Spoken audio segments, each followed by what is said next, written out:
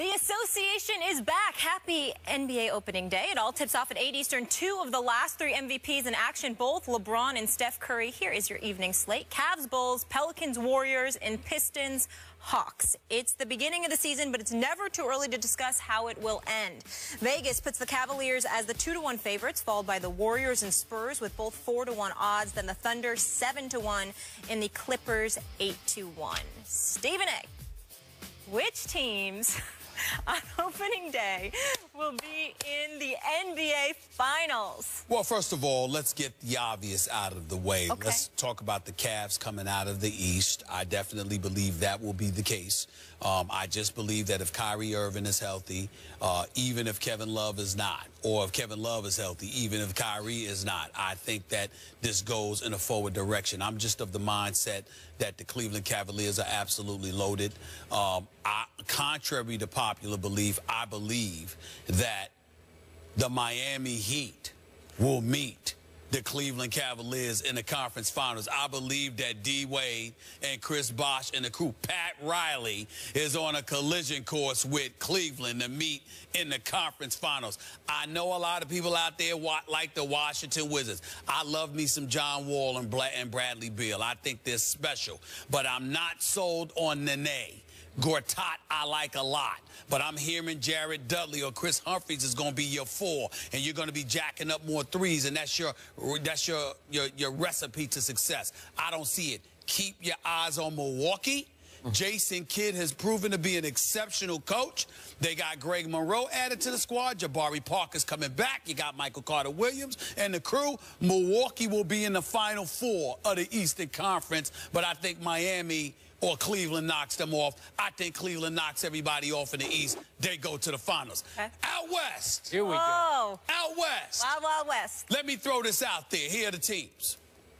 San Antonio, OKC, Clippers, Houston, Golden State.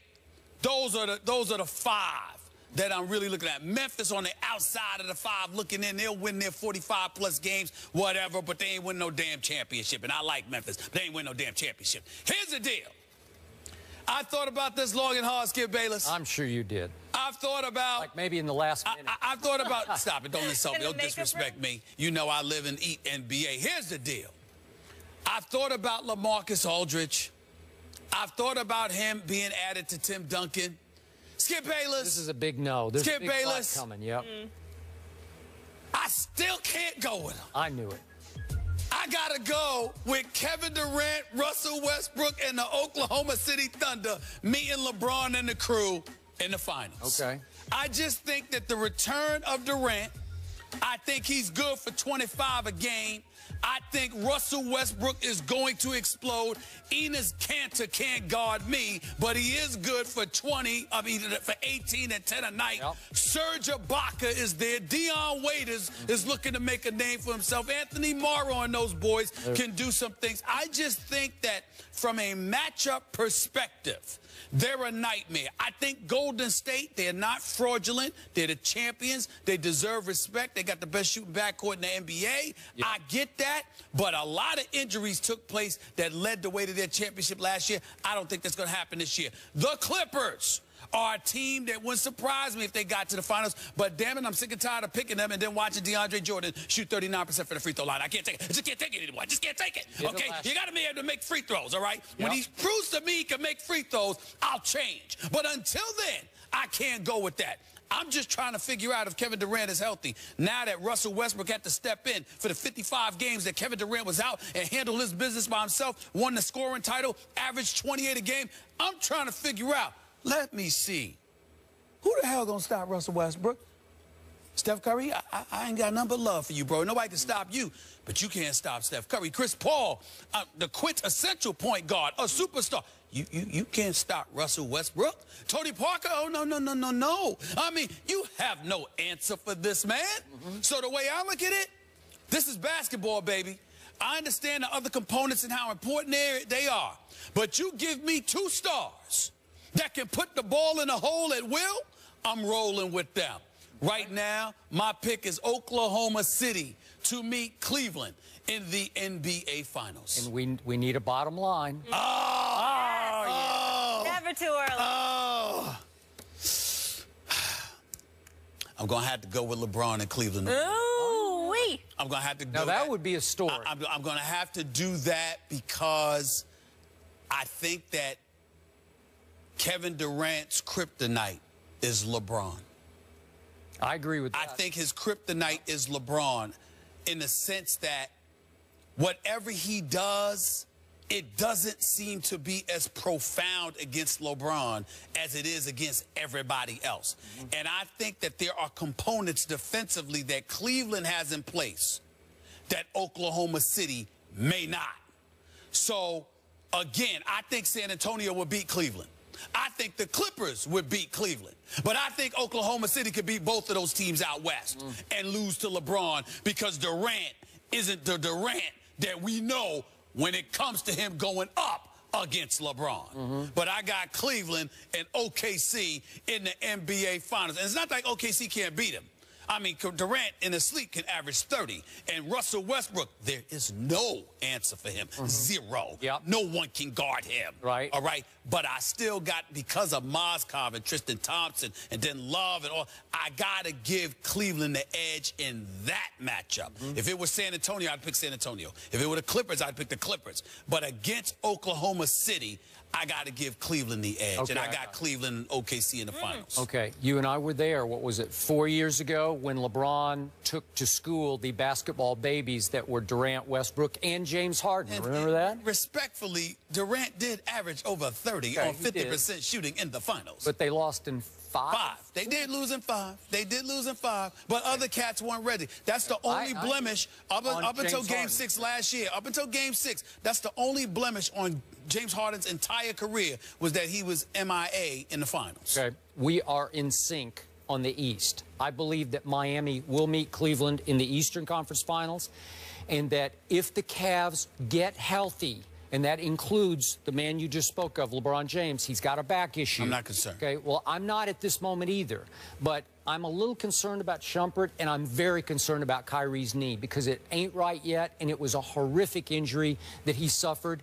God bless him. He's a good kid. He's a great player.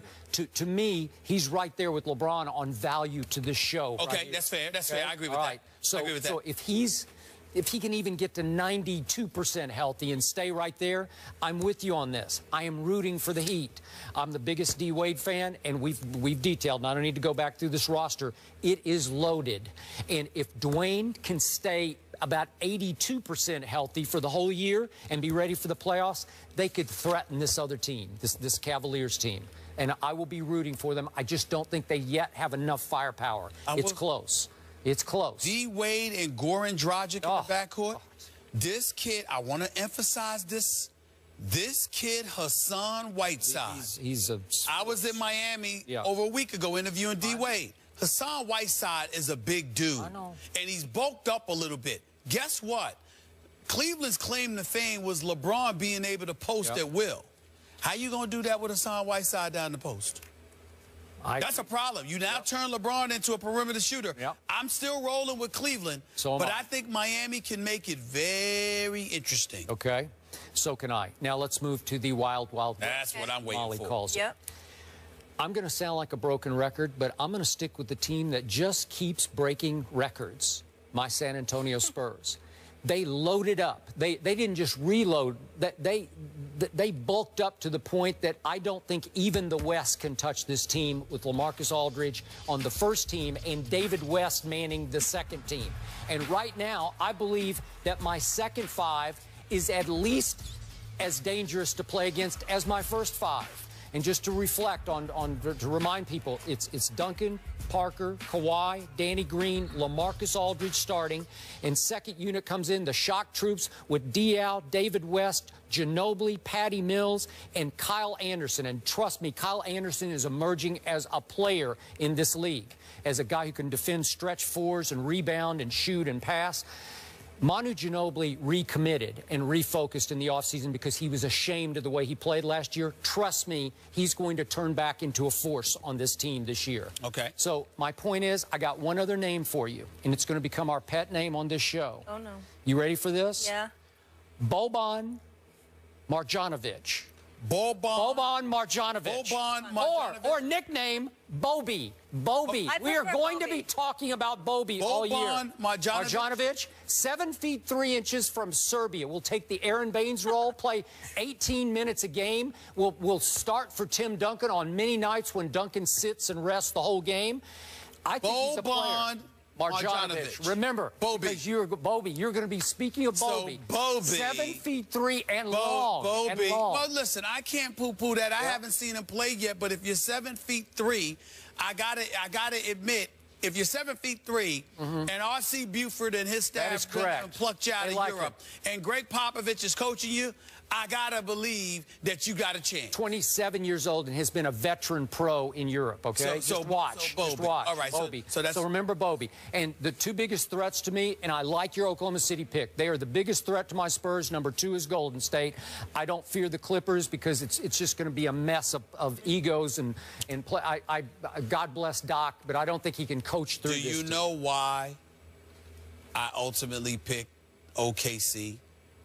Because OKC don't have to deal with any of those boys outside of Kawhi Leonard. I'm with you. That you pointed out. I got you. Kevin Durant and Westbrook can beat you from 17 feet and beyond all night long. Okay, but I will ask you, what happened in Game 6, Western Conference Finals at Oklahoma City 2 years ago? What happened? That's true. Spurs won in overtime and finished them off. There is a troubled dynamic that will still operate between Durant and Westbrook. In and of themselves, they're sensational talents. Put them back together, it's like I got to have faith. Listen, there were other coaches that I thought deserved an opportunity as well, but there is no denying that Billy Donovan is an exceptional basketball coach at the collegiate level. I respect that. Now he's going to the head coaching position. I think that those concerns will be addressed, and I think they'll be fine. Okay, because Russell Westbrook is a terror to coach as well as to guard. So on opening day... I'd take Russell Westbrook. I'd start a franchise with Russell Westbrook. Not talk to the media, but I'm starting to play.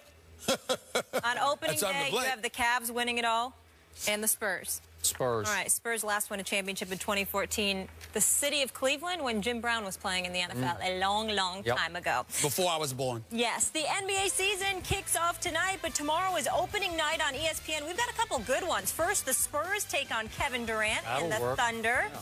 Then at 10:30, Kobe's back as the Lakers host the Timberwolves. NBA Countdown tips off at 7, and it's all streaming live on Watch ESPN. Don't miss the return of the NBA on ESPN. And lucky us, legendary producer, singer, rapper, songwriter Timberland is in the studio. So much to discuss with him. Maybe we'll get the scoop on Empire, plus a lot more. That's next.